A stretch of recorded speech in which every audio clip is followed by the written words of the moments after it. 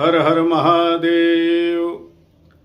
इस वर्ष 2026 में आषाढ़ का महीना कब से प्रारंभ होगा, कब इसका समापन होगा, आषाढ़ के महीने में कौन कौन से विशेष व्रत पड़ते हैं, यह सब कुछ हम इस वीडियो में जानेंगे। इस वीडियो में हम जानेंगे कि आषाढ़ मास में पड़ने वाली संकष्टी गणेश चतुर्थी कब पड़ेगी, शीतलाष्टमी कब पड़ेगी, योगिनी एकादशी कब मनाई जाएगी और आषाढ़ मास में भौमवती अमावस्या पड़ेगी, वह किस दिन पड़ रही है, गुप्त नवरात्र का प्रारंभ कब से होगा, विष्णु शयनी हरिशयनी एकादशी कब होगी, भगवान कब शयन को जाएंगे और आषाढ़ मास की पूर्णिमा अर्थात गुरु पूर्णिमा किस दिन मनाई जाएगी, यह सारी जानकारी इस एक वीडियो में हम जानेंगे। तो वीडियो को लाइक शेयर करना मत भूलिएगा। आइए इस वीडियो का शुभारंभ करते हैं। 30 जून 2026 से आषाढ़ मास का प्रारंभ होगा और आषाढ़ मास का समापन 29 जुलाई 2026 को होगा। 30 जून 2026 से 14 जुलाई 2026 तक आषाढ़ कृष्ण पक्ष रहेगा और 15 जुलाई 2026 से 29 जुलाई 2026 तक आषाढ़ शुक्ल पक्ष रहेगा। 3 जुलाई 2026 को संकष्टी श्री गणेश चतुर्थी का व्रत किया जाएगा। इस दिन रात्रि में 9:21 पर चंद्रोदय होगा और जब चंद्रोदय हो जाए उस समय भगवान गणेश की और चंद्रमा की पूजा करके दोनों लोगों को अर्घदान करके इस व्रत का समापन करना चाहिए।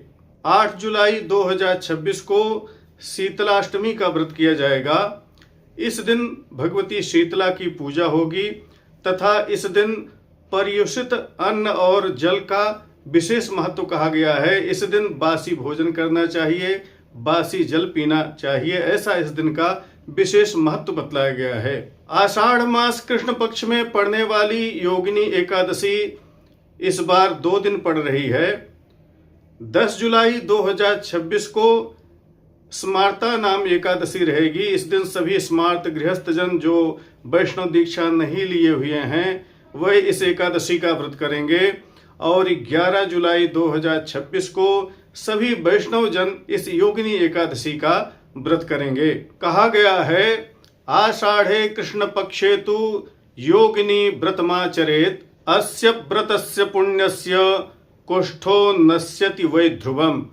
आषाढ़ मास में पड़ने वाली योगिनी एकादशी का व्रत करने से कुष्ठ रोग नष्ट हो जाता है।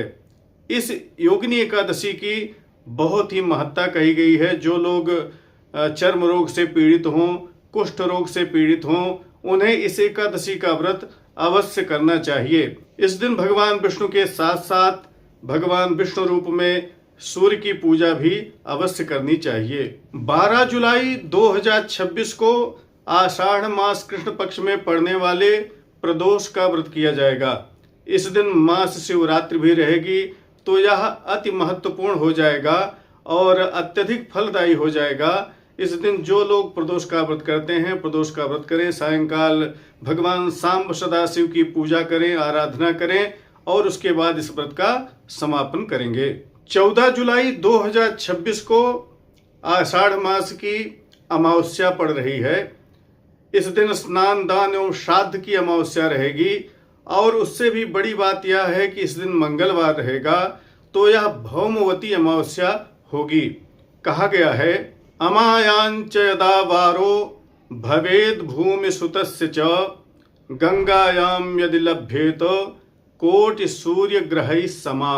अर्थात अमावस्या के दिन यदि मंगलवार मिल जाए तो यह कोटि सूर्य ग्रहण के समान फलदायी हो जाता है। इस दिन गंगा आदि तीर्थों में, नदियों में स्नान करने से सूर्य ग्रहण के समान पुण्य प्राप्त होता है।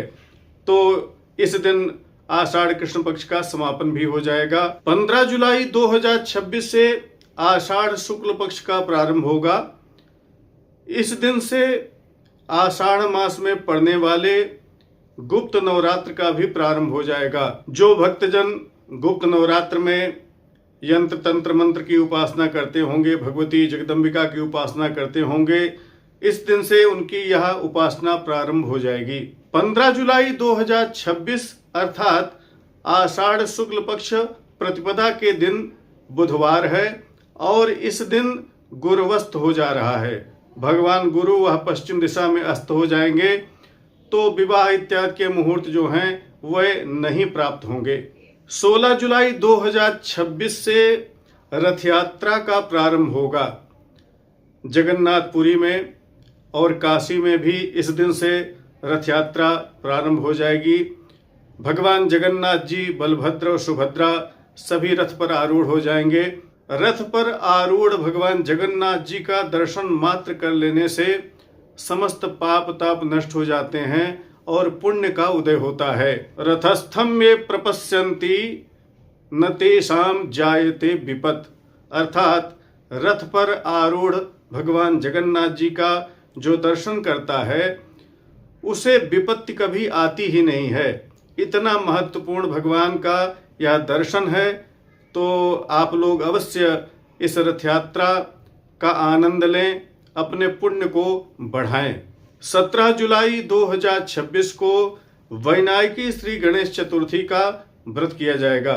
यह विनायक चतुर्थी होती है जो कि शुक्ल पक्ष में पड़ती है। 17 जुलाई 2026 को भगवान सूर्य नारायण मिथुन राशि से कर्क राशि पर जा रहे हैं।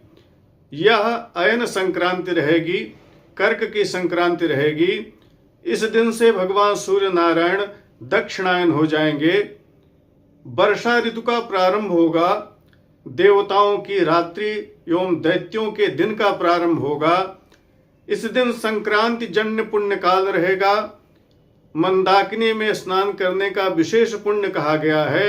वहां पर स्नान करें, गोदान करें, घृतदान करें, अन्न दान करें, ऐसा इस दिन का महत्व बतलाया गया है। 25 जुलाई 2026 को विष्णुशयनी एकादशी पड़ रही है। इसे हरिशयनी एकादशी, देवशयनी एकादशी के नाम से जाना जाता है।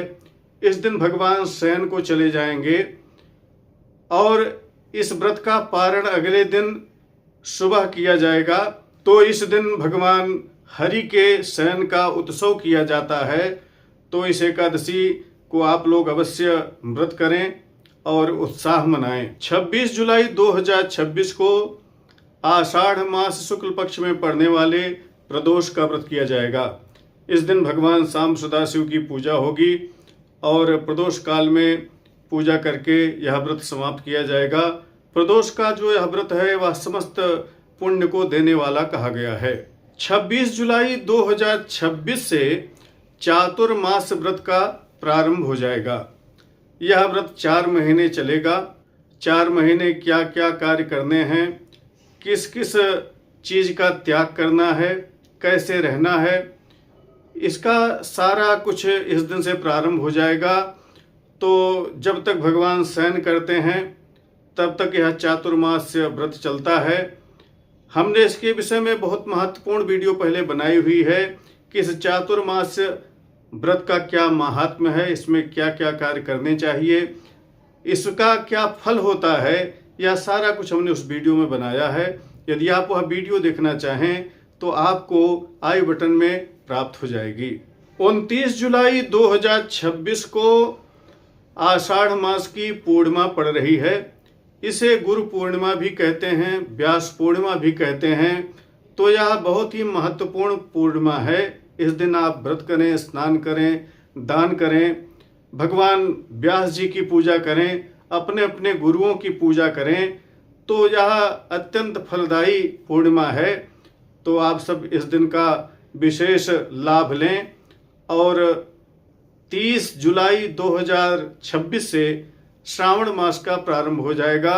श्रावण मास की वीडियो भी चैनल पर अवश्य आएगी। श्रावण में क्या क्या कार्य करने चाहिए, जो कुमारी कन्याएं हैं उनको शीघ्र विवाह के लिए मंगला गौरी का व्रत भी श्रावण में किया जाता है, उसके विषय में भी हम बतलाएंगे, पहले वीडियो बना चुके हैं। और श्रावण सोमवार की भी वीडियो आएगी, क्या क्या कार्य श्रावण में होना चाहिए, वह सब कुछ हम अगली वीडियो में बताएंगे। तो इस वीडियो को आप लोग अन्य लोगों को शेयर करना मत भूलिएगा। कमेंट में हर हर महादेव का नारा लगाना मत भूलिएगा। इसी तरह की प्रामाणिक जानकारियों के लिए बने रहें हमारे साथ। नमस्कार। जय विश्वनाथ।